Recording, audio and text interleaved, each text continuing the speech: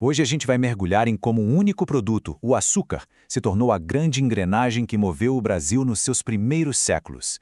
A gente está falando do ouro branco, um item que foi muito mais que um alimento. Ele desenhou a nossa economia, a nossa sociedade e, de quebra, as nossas fronteiras. Essa é a história de como a riqueza de pouquíssimas pessoas foi construída em cima da vida de milhões. E a pergunta central é essa mesma. Pensa bem, como é que uma coisa que era quase um remédio, um tempero de luxo para a nobreza da Europa, de repente vira o motor de uma colônia inteira?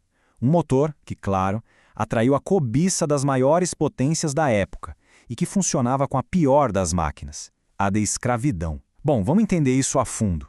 Para a gente entender essa transformação toda, a gente precisa voltar um pouco no tempo, lá para o comecinho. Depois das primeiras décadas só tirando o pau-brasil, Portugal se tocou que precisava de algo mais. Precisava de um negócio duradouro que desse lucro de verdade para poder ocupar o território e dizer isso aqui é meu. E a solução encontrada foi o açúcar. E por que essa pressa toda? É que a mentalidade da época era a do mercantilismo. A lógica era, assim, brutalmente simples. A colônia existe por uma única coisa: deixar a metrópole rica. O jogo era esse: achar produtos que pudessem ser feitos com um custo baixo aqui para serem vendidos por um preço altíssimo na Europa. Era uma busca sem fim por lucro para o bolso da coroa portuguesa. E o mais interessante são os motivos para essa aposta no açúcar. Primeiro, Portugal já sabia fazer, já manjava da tecnologia de produção lá nas suas ilhas do Atlântico. Segundo, as condições no Brasil eram tipo perfeitas. O Nordeste tinha o clima ideal e aquele famoso solo de Massapê, que é super fértil. E terceiro, como não acharam ouro nem prata de cara, o açúcar era a aposta mais segura e mais rápida para gerar a grana que Portugal tanto queria. Ok, então já sabiam o quê e o porquê. Faltava o como. E a resposta para isso foi um modelo de produção em massa, totalmente focado na exportação, um sistema que se mostrou terrivelmente eficiente, o plantation.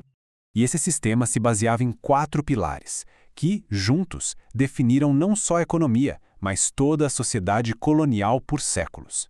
Vamos olhar cada um deles com calma. O primeiro pilar, latifúndio. O que isso quer dizer? Que a terra, que era a maior fonte de riqueza, de poder desde o início, ficou concentrada na mão de uma elite minúscula. Um padrão de propriedade que, vamos combinar, a gente vê os reflexos até hoje no Brasil. O segundo, monocultura. A colônia inteira começou a girar em torno de um único produto para exportar. Essa especialização radical criou uma dependência perigosíssima do mercado europeu. E aqui dentro, muitas vezes, significava que faltava comida, sabe? Porque produzir para o povo daqui não era prioridade. E aqui a gente chega no terceiro pilar, a base que sustentava todo o resto, a mão de obra escrava. É impossível, simplesmente impossível, entender a economia do açúcar sem encarar de frente que ela foi construída sobre a violência e a desumanização de milhões de africanos que foram sequestrados e trazidos à força para cá. E para fechar os 4 pilares, o foco total no mercado externo. Quase tudo que se produzia aqui em grande quantidade tinha um único destino: os portos da Europa. A colônia não foi feita para se desenvolver por si só, mas sim para servir. Agora, bora dar um zoom para a gente entrar no coração pulsante desse sistema todo, o engenho. Porque ele não era só uma fábrica, não. Ele era o centro do universo social, político e econômico da vida na colônia. E essa imagem aqui ilustra isso perfeitamente. Repara só na organização do espaço. De um lado, a Casa Grande, o centro do poder, onde morava o senhor e a família dele. Do outro, a senzala, o lugar da opressão, mas também da resistência das pessoas escravizadas. E no meio, toda a parte da produção. Tudo, absolutamente tudo, girava em torno da cana. E o processo para transformar a cana nesse açúcar valioso era uma verdadeira linha de produção da época. Primeiro, a cana era colhida e moída para extrair o caldo.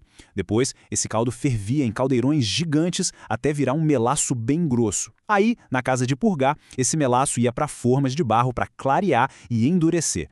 O resultado eram os famosos pães de açúcar, prontinhos para a longa viagem até a Europa. É claro que essa estrutura de produção criava uma pirâmide social de uma rigidez absurda. Lá no topo, com poder de vida e de morte sobre todo mundo, estava o senhor de engenho. Abaixo dele, uma camadinha de homens livres, feitores, padres, artesãos, que dependiam totalmente da boa vontade do senhor para viver.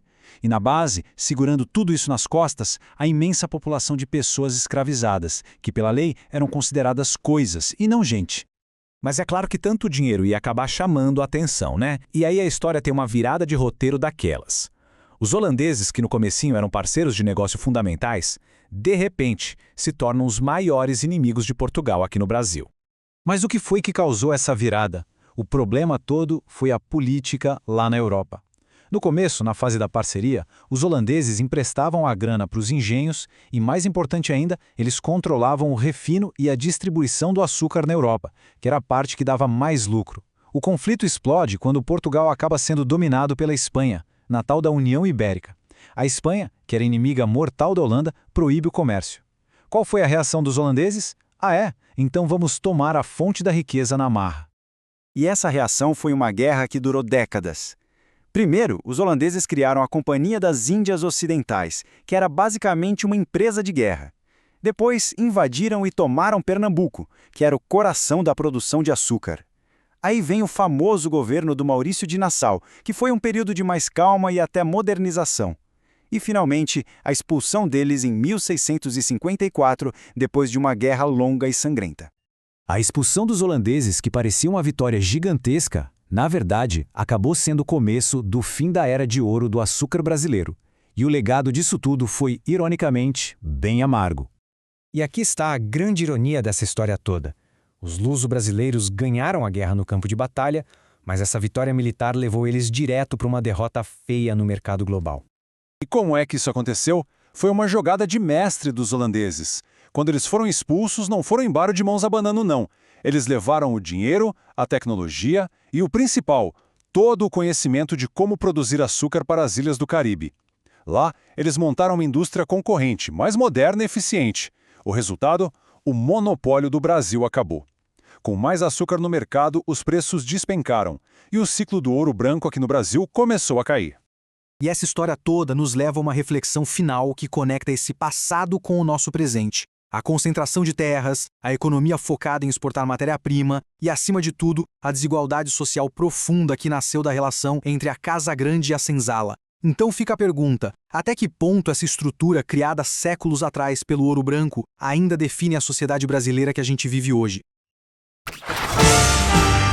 El de Carneiro.